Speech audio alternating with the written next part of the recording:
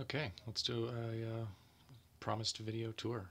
This frame is looking pretty busy, so probably won't be able to tell what exactly is going on here, but I'll go through a bit at a time. As I posted earlier, there's the battery plate here, which I've mounted the RCTimer on. This is sort of the brains of the operation. If I tilt it back a little bit, you can not really see under there very well. It's kind of dark. Got a USB cable hanging here for connecting to the mission planner. That's not really supposed to stay connected, but I don't want to stress the USB connection any more than I need to at this point. So I'm going to leave it connected while I'm doing test flights and hovering and that kind of thing. This is the servo for the retractable landing gear, which I am not using yet. These are just going to be fixed until I get things flying. And similarly, the other side over here, also not in use. I can show you this is what I've been referring to over here as the magic panel. This is where all of the outputs from the RCTimer connect to this center frame, and then through conductors you can't see, out each arm into the ESCs, the electronic speed controllers, underneath each motor. These are way out on the arms, I presume to kind of keep them away from the GPS and the compass, which are really sensitive. I've mentioned this is on a stock to keep some of that distance.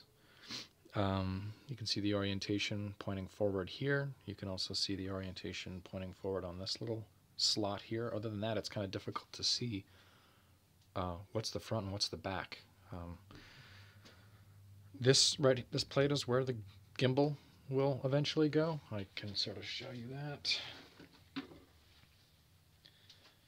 Something like this will be attached underneath.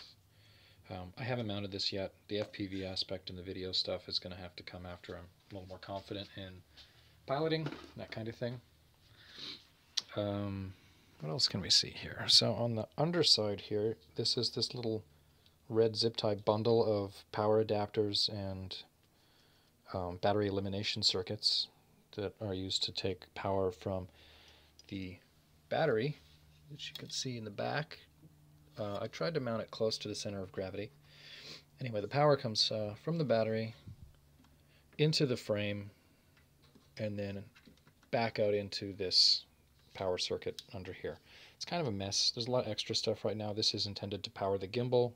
Again, I don't need that right now, but I don't want to remove the connection with soldering here. So there's lots of stuff hanging out. This should be a lot cleaner. This UBEC right here is the thing that takes things down to 12 volts from 22. This is just hanging loose, so this is all just a great big sloppy mess right now. But that's going to be good enough for the hover test, because I don't want to redo all this if I need to disassemble or take something apart. Similarly, this is 6 servo plugs right now, and the orientation and the order of them is extremely important, obviously. This is how the RCTimer knows which rotor to accelerate or decelerate to change the orientation.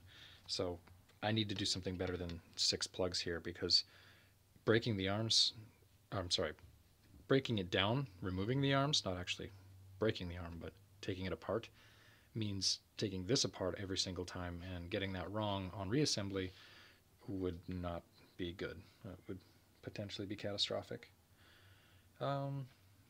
That's about it for connections right now. There are obviously more video stuff to come, but this is pretty much ready to fly. I'm going to try and get a recording of that later today. One last thing to note, this little X symbol has to match the center frame X symbol. Over here you'll see an O and another O. I didn't know what that was for, now I do. Each arm has the speed controller wired in such a way to indicate the rotation of the propeller. So this is a clockwise prop. If I were to accidentally install this arm in the place of this arm on a counterclockwise prop, this would obviously not fly. So without documentation, I did manage to decode these things. I wouldn't recommend that to anyone else. It was a pain in the ass. So that's it for now. Let's try a hover video next.